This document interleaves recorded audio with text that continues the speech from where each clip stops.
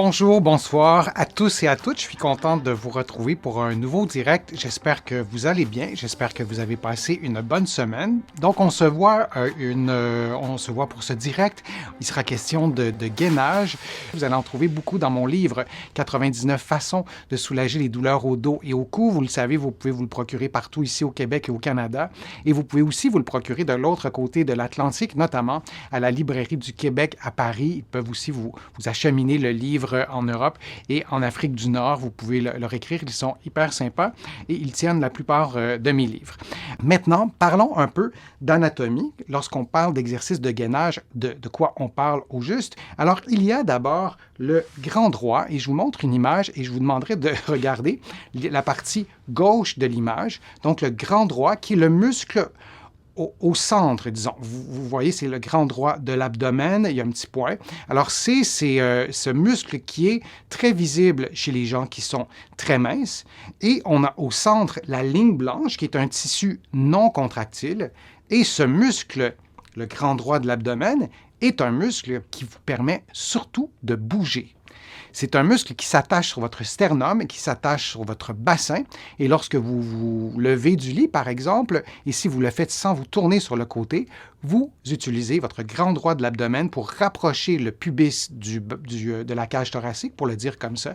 Et c'est un muscle surtout du mouvement. Et l'orientation de ces fibres aussi, vous le voyez, ces fibres sont verticales. Ces fibres ne sont pas horizontales. On va voir d'autres muscles tout à l'heure qui ont des fibres dont l'orientation n'est pas la même. Ce sont des fibres verticales. Alors, ça se compare un peu à une cravate qui passerait de la cage thoracique jusqu'au pubis. Et c'est un muscle qui est superficiel. C'est un muscle qui n'est pas très utile pour la stabilité, pour tirer profit des exercices de gainage dans un contexte de santé. Et si vous souhaitez avoir un grand droit qui est très visible, oui, il doit être en forme, il doit être tonique, mais avant toute chose, il doit être libre de gras. Alors, si vous avez du tissu adipeux sur l'abdomen, sans être en situation d'obésité, on ne verra pas ce muscle. Alors la question, comment faire en sorte pour que ce muscle soit apparent, il n'y a qu'une réponse, d'être très mince. Et vous pouvez être très mince, avoir des abdominaux qui ne sont pas très fonctionnels et quand même avoir un grand droit qui est apparent. Deux autres muscles de l'abdomen qui sont aussi hyper intéressants et indispensables, les obliques, internes et externes. On en parlera aujourd'hui comme si c'était un muscle.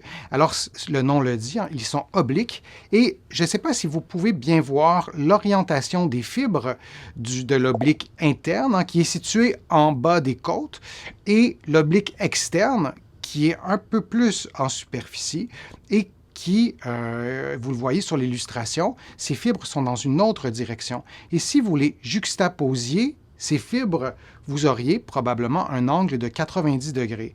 Alors, les fibres musculaires des obliques sont complémentaires. Elles sont obliques, mais pas obliques dans le même sens, donc elles se croisent, disons, à environ 90 degrés. Et lorsque vous faites des mouvements en diagonale, notamment, ces muscles sont utilisés.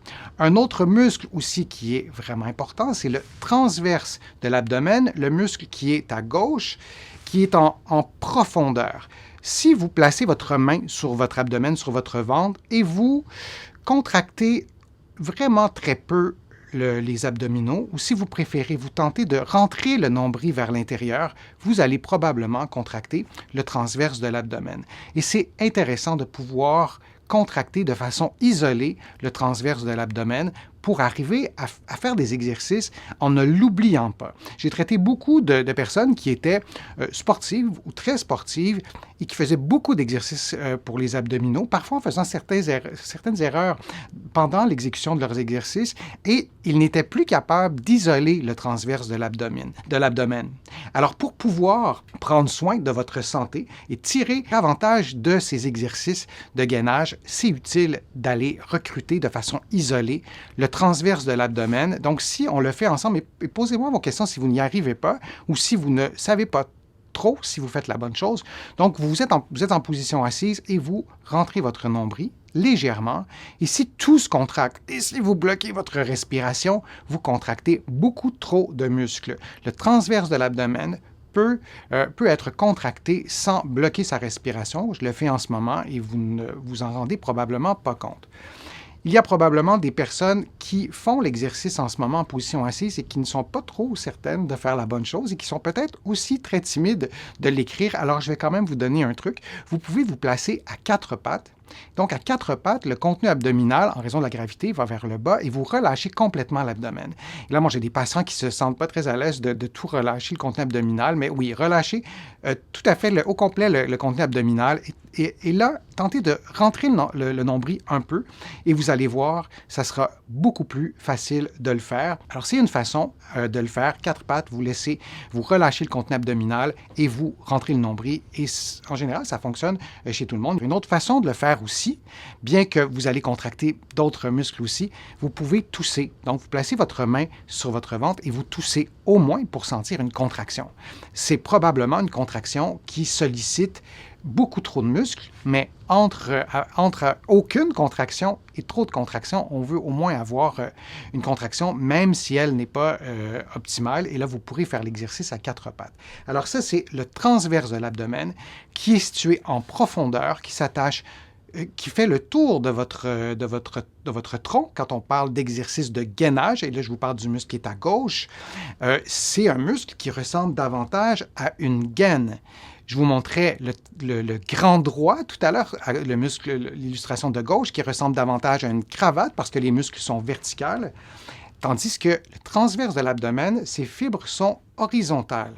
Et ce n'est pas un détail, c'est essentiel de se souvenir, peut-être pas pour chaque muscle, mais vraiment de se souvenir que les muscles de l'abdomen sont au nombre de 4 et leurs fibres ont une orientation différente et c'est pour ça que c'est intéressant de faire des exercices dans plusieurs positions, dans plusieurs directions et c'est aussi pour ça que les abdominaux nous aident à stabiliser la région lombaire. Il y a d'autres muscles qui sont absolument essentiels et dans les exercices de gainage, on va les recruter. Alors, on revient à la même diapo. Les multifides, qui sont des muscles du dos, vous le voyez, qui sont des muscles qui sont relativement petits et qui couvrent une grande partie de votre colonne vertébrale.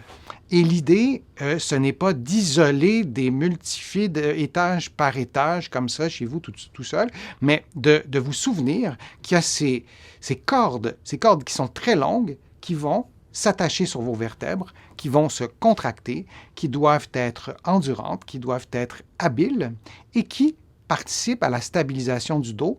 Je vous le disais, il y a des personnes qui ont des douleurs au dos, des douleurs chroniques, et lorsqu'on observe leurs multifides, lorsqu'on les évalue dans des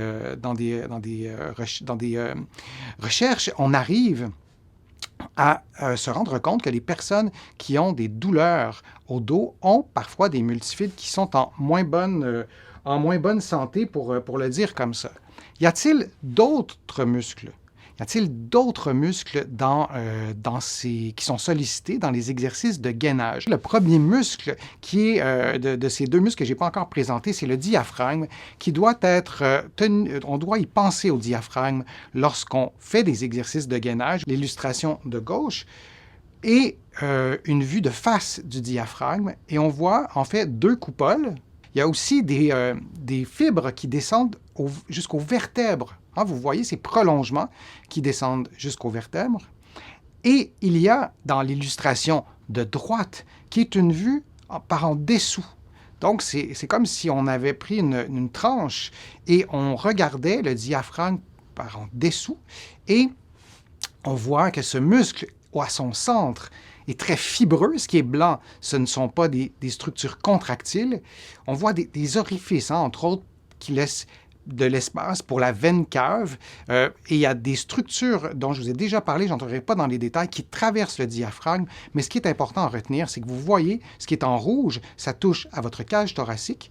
Je vous l'ai dit tout à l'heure, ça touche à vos vertèbres. C'est un muscle qui divise l'abdomen du thorax et c'est un muscle qui est essentiel à la stabilité du tronc et dans les exercices de gainage. On doit s'assurer, d'une part, d'avoir un diaphragme qu'on peut solliciter de façon volontaire. Je vous invite à réécouter ou à écouter mes vidéos sur le diaphragme, sur la respiration. Je vous en parle aussi dans mon livre. Mais ce qu'on peut retenir, c'est que durant les exercices de gainage, il faut respirer. Si vous bloquez votre respiration, vos exercices ne seront pas très efficaces. Le périnée, donc lorsque vous voulez retenir l'urine et les gaz, et partie intégrante de ce qui stabilise l'abdomen, la colonne vertébrale, le bassin aussi. On n'en parle pas si souvent, mais c'est important de le considérer. Donc, dans les exercices de stabilité, souvent, on va demander aux personnes, ou dans les exercices de gainage, on va souvent demander aux personnes de contracter le transverse, comme on a fait il y a quelques instants, et ensuite, on va ajouter la contraction du périnée. Vous retenez, vous contractez les muscles qui retiennent l'urine et les gaz et vous contractez vers le haut, comme si vous aspiriez. On ne veut pas pousser, on ne veut pas déclencher une contraction vers le bas. Alors, êtes-vous capable de faire cela en position assise? Là? On n'est pas en train de faire des exercices de gainage. On commence par ça. Et juste ça, c'est pas si simple. Donc, vous contractez votre transverse en rentrant légèrement votre nombril. C'est ce que je fais en ce moment. Et vous contractez ensuite votre plancher pelvien. Et vous ne devez pas bloquer votre respiration. Moi, je parle en ce moment, vous ne devriez pas entendre un changement dans ma voix. On ne doit pas bloquer la respiration et on doit pouvoir tenir ces deux contractions, le muscle en profondeur, le transverse de l'abdomen, et aussi le plancher pelvien. Et on pourrait précéder tous les exercices de gainage par ces deux contractions. Alors, c'est déjà un exercice en soi. Vous pouvez le faire en position assise. Vous êtes peut-être en position assise en ce moment. Vous pourriez le faire couché sur le dos si c'est trop difficile. Vous pourriez le faire debout. Si vous êtes en position accroupie, c'est probablement la position la plus difficile pour faire cet exercice. Mais c'est intéressant de commencer à être capable de contracter le transverse de l'abdomen, d'ajouter la contraction du plancher pelvien. Et lorsque vous serez habile ou plus habileté à faire ces deux contractions sans bloquer votre respiration, être prêt ou prête cognitivement à faire un exercice complexe, ce sera déjà peut-être plus facile. Quel autre muscle ou quel groupe de muscles fait ou font partie des exercices de gainage? Mais on ne peut pas faire d'exercice de gainage efficace sans tenir compte des autres muscles du tronc, par exemple des pectoraux, sans tenir compte des muscles des épaules. Il y a beaucoup de muscles dans les épaules, les muscles des membres supérieurs et des membres inférieurs. La stabilité du tronc dans la vie de tous les jours ne se fait rarement couché sur le dos. Elle se fait, cette stabilité, on en a besoin de cette stabilité lorsqu'on fait des activités, lorsqu'on marche, lorsqu'on court, lorsqu'on est assis, lorsqu'on fait du télétravail, etc., etc. Et nos activités de la vie de tous les jours ne se font pas coucher sur le dos. Donc, se font en utilisant soit nos jambes ou nos bras. Alors, c'est important d'en tenir compte. Il y a Simonetta qui parle des fessiers. Vous avez tout à fait raison. Je les rentre, ces muscles-là, dans les muscles des membres inférieurs. C'est absolument fondamental d'avoir des muscles, de stimuler les muscles fessiers dans certains exercices.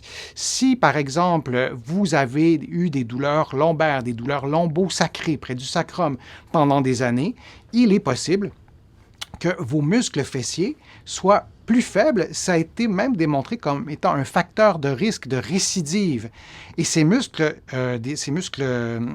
fessiers ont un rôle de stabilisation. Il y a Claudette qui nous écrit les stabilisateurs des hanches. Alors oui, les muscles fessiers font partie aussi de cette catégorie de muscles qui vont stabiliser les hanches. Il y a Francine aussi qui parle des fessiers. On pourrait là nommer vraiment beaucoup de muscles. Mais ce qu'on peut retenir de cette dernière catégorie, c'est de retenir qu'il y a, oui, les muscles qui sont directement situés dans le tronc, pour le résumer un peu, mais il y a aussi tous les autres muscles qui doivent être sollicités dans cette rééducation de nos muscles qui nous donnent cette stabilité et qu'on travaille pendant les exercices de gainage. N'hésitez pas à m'écrire vos questions dans le fil de discussion. Ça me fera plaisir d'y répondre soit directement dans le fil de discussion ou dans une prochaine vidéo. Vous connaissez aussi le moteur de recherche sur ma chaîne YouTube. Il y a une petite loupe, vous cliquez sur la loupe et vous entrez des mots-clés et vous pourrez trouver il y a plus de 500 vidéos, vous pourrez trouver probablement des vidéos sur des sujets précis et ce sera plus facile pour vous de vous y retrouver. Donc, je vous souhaite une bonne semaine et on se revoit une prochaine fois. Au revoir.